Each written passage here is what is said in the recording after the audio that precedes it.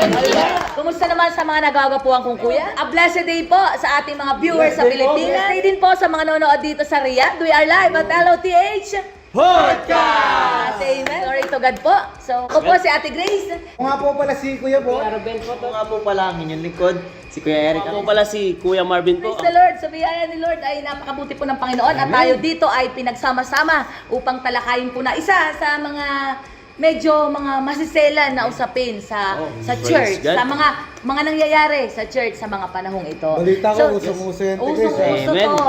Kumbaga, napapanahon in. Hindi nawawala. Lagi meron. hot issue. So, ating pong topic sa araw na ito ay ang lost and found. When you say lost, mga kaps, what comes into your mind? Yan ba yung mga nawawala? Nung mga nawawala siya? Nawawala. Amen. Pero Ben, natatagpuan sila. Amen. Natatagpuan or pwedeng matagpuan. Ito pala yung issue dati na nangyayari pa rin hanggang ngayon. Continuous, kumbaga. Isa sa mga purpose ng usapin natin ito, paano nga ba matatapos or paano nga ba mapiprevent itong mga loss na ito. When we say loss, maraming categories eh. Hindi lang tayo magpo-focus sa isa. Not once, not twice, but Right. thrice. First topic po natin, category ng loss is unreached. So, when you say unreached, Kuya Robert, ano po yung pumapasok sa isip natin pag unreached? Para malaman din ng ating mga viewers. Ate Grace, sa akin, siguro yun yung mga hindi naabot. So, unreached hindi maabot. Ano muna, Ate Grace? Oh, Hindi maabot ng ano? hindi maabot ng salita ng Panginoon. Yun. Paano sila naabot, Ate Grace? By the grace of God, napakabuti talaga ng Panginoon kasi may gagamitin at may ginagamit siyang tao para maabot ang mga ito. Ang mga unreached na tinatawag natin. So, sa pamamagitan ng Yan ba yung missionaries? God is sending Amen. missionary sa mga unreached. Isa po sa mga ginamit na instrumento ng Panginoon para sa mga unreached or naging misyonaryo or naging missionary. Yes. Gusto niyo na bang makita?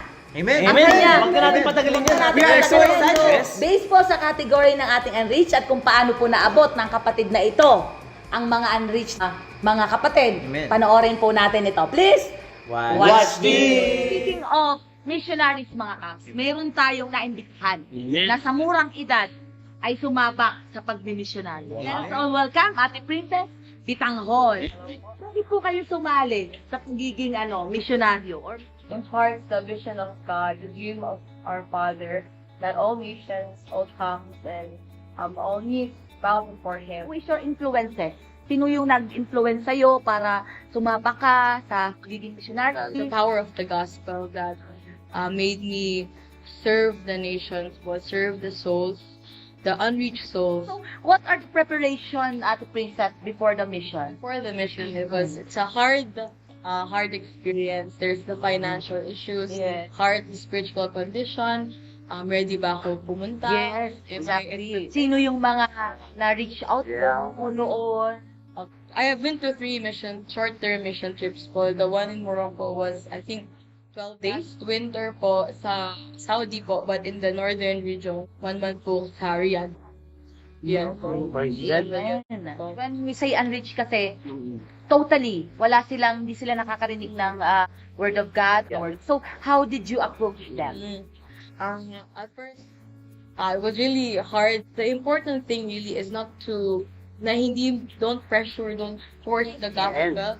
But the Yes. first thing really is to build connection. Kasi ang condition ng hindi nag-preach ng gospel, it's not a grateful heart. Hindi siya, it's a believer that doesn't fear the wrath of God. It's important that we disciple one another and to disciple all nations and teach them the commandments of Jesus Christ. Ganun po ka-importante kung bakit kailangan nating abutin yung mga unreached. Kasi ang gusto ni Lord sa buhay natin ay sama-sama tayo sa kanyang kaharian pagdating niya, di ba? Thank you po, Ate Princess. Thank you so much. Thank you, Ate Princess. Tapos na po natin under yung category ng unreached. Next naman po tayo sa unbeliever. And by the grace of God, tayo ay may naimbitahan din na mag-share ng kanyang experience as unbeliever before. From unbeliever to believer. So under the category po ng unbeliever, tayo pa ay may na-invite na isang kapatid na willing na mag-share sa kanyang journey from unbeliever to believer. So hindi na po natin patatagalin. Let us all welcome Ate Dory Sigapo. Opo. Amen. Praise God. So, may question lang po kami, Ate Dory. Amen. So, how is your life po dati nung hindi nyo pa po nakikilala ang Panginoong Jesus? Noong unbeliever ka pa. Amen. Nung unbeliever pa po kayo. Ang masasabi ko lang po nung hindi ko pa po nakilala ang Panginoong Yesus po ay ako po yung tipong tao na magagalitin, mataas ang tingin sa sarili. Ako yung tipong tao na pag kinanti mo, hindi kita urungan. Gaganti at Gaganti talaga ako. At napakadali lang lumabas sa bibig ko ang pagmumura. Parang ang sarap-sarap pakinggan ng pagmumura. Pag nagagalit ka na, ang sarap magmura. Talaga yung buong-buo ang mura. Malutong. Ang lutong. Malutong na malutong. Amen. Yun ako noon. Ate Dore, meron lang pang follow-up na question regarding sa tanong niya. Paano niyo po nakilala si Jesus Christ?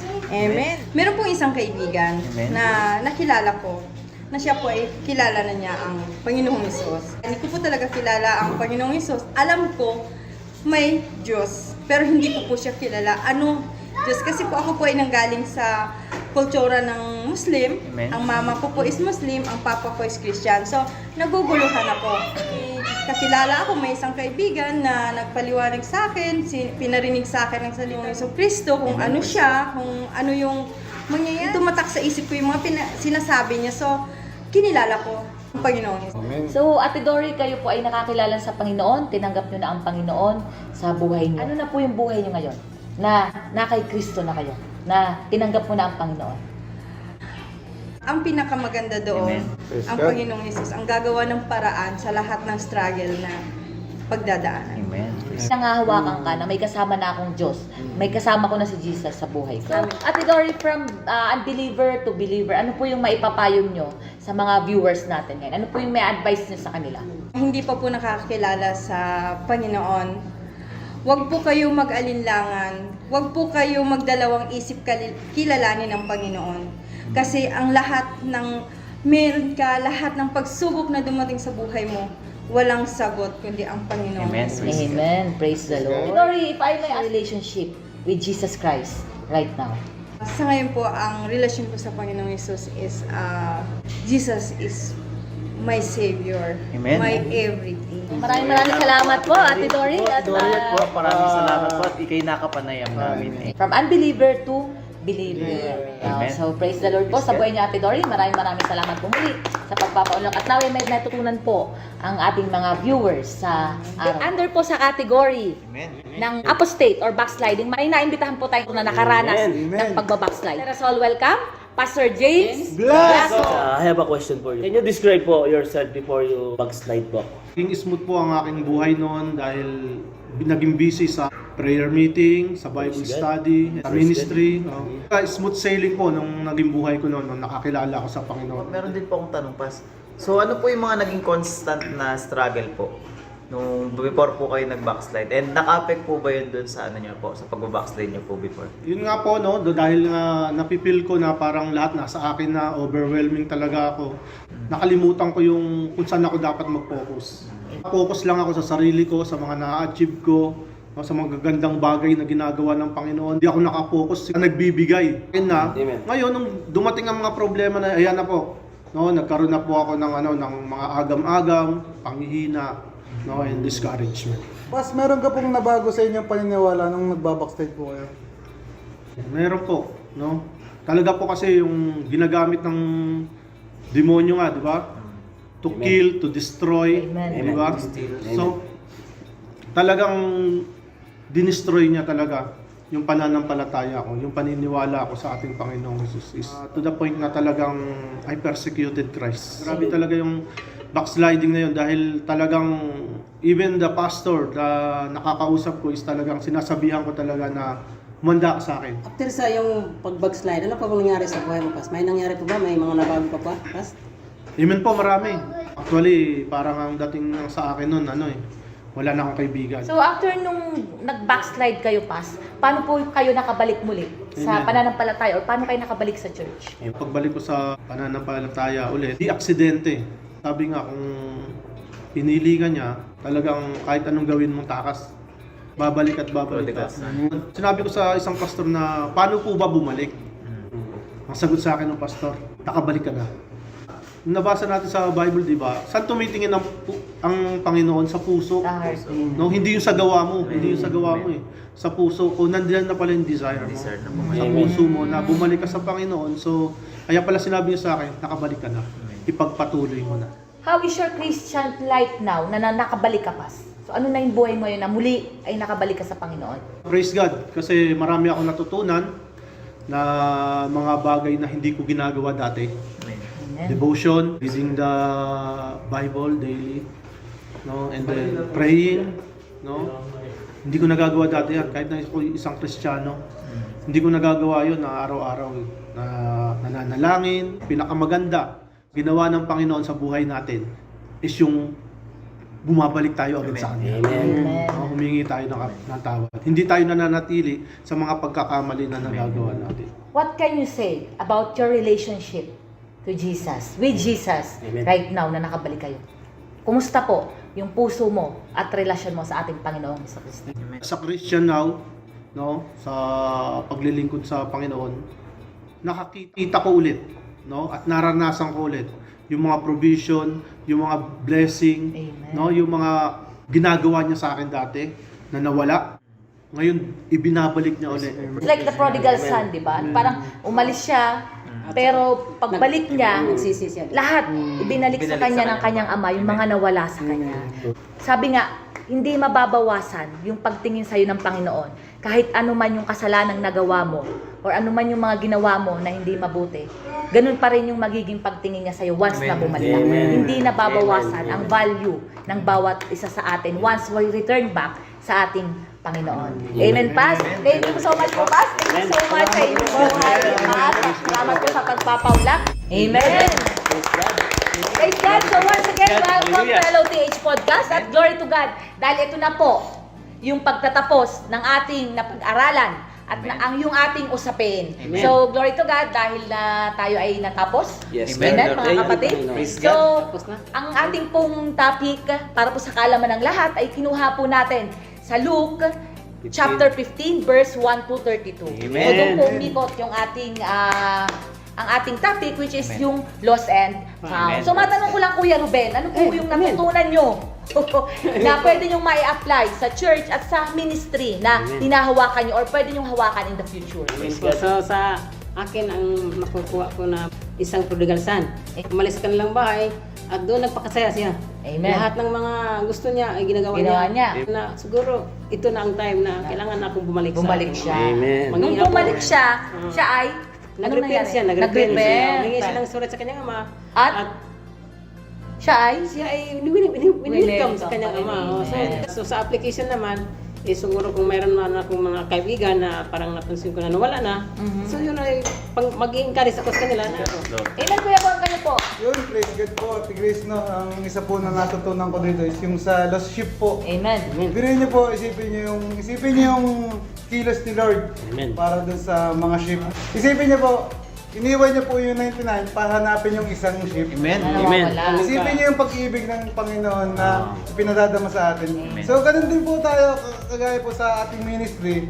So, kapag may mga nawawala po tayong kapatid, so, meron po tayong napapalayo na kapatid, lalo na sa may ministry. Kagaya po sabi ni Kuya Ruben, kailangan po natin talaga mag-encourage ng mga kapatid Amen. upang maibalik sila Amen. sa gawain ng Panginoon. Amen. Amen. Kuya Marvin, kayo po. Praise God. No? So, yun nga po yung sabi ni Kuya Ruben, ni Kuya Bon Musli. Kailangan po talaga natin we surrender our life talaga sa Panginoon. And we truly repent.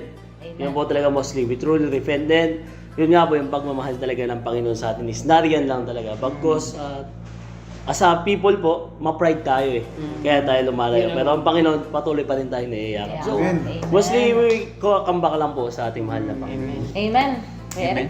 Amen. So sa akin naman po mga kapatid, yung talagang tumimo sa akin yung sa lost sheep and sa lost coin. Kasi God value dun sa mga sinner. Amen. Amen. Kaya tulad po natin noon na mga sinner po tayo, na meron po tayong value sa Panginoon. Amen. Like lost sheep, hanapin tayo ng Panginoon. Kaya may value talaga tayo sa Panginoon. Amen. Amen. At sa application naman, tulad nga sinabi niyo sa mga kapatid, tayo naman sa mga sarili natin, ang may nating application nun is we have value. Amen. I-cherish natin na meron po tayong value sa Panginoon. Amen. Kaya hindi Amen. tayo kailangan mawala sa kanyang presensya. Amen. Glory to God. Amen. Lord, Amen. sabi nga Praise po, God, praise napakaganda God, ng ating praise God. usapin. Ikaw ay nawala at muling nakabalik. At Nakabalik. kung bumalik tayo sa kawan ng Ama. Amen? Yung value natin as kanyang anak ay kailanman hindi nabawasan. Amen. So, kung nagkasala ka man, may pangyayari man sa buhay mo na naglayo sa Ama, once na bumalik ka, He will restore you Amen. sa dating ikaw. Sa dati kung paano kanya nilikha, i-restore kanya. At kailanman, walang panghuhusga, Amen. walang Amen. tanong, Praise God. Amen. pagtanggap lang at pagmamahal. Amen. Amen. So, maraming salamat. At Amen. isisip, natapos na natin ang ating Praise God. Hallelujah. Thank Praise you, Lord. God, Thank diba? you. So, paano? Magko-close na tayo mga Amen. Kabs. Kasabihan nga po tayo. So, Amen. basahin po natin para medyo mag-impact sa ating mga Amen. viewers. Okay? Never mind what you have done. You are lost, but now you are found. It's time to come home. Yes, Amen. So, glory to Amen. God. This has been LOTH Podcast signing off. Bye-bye.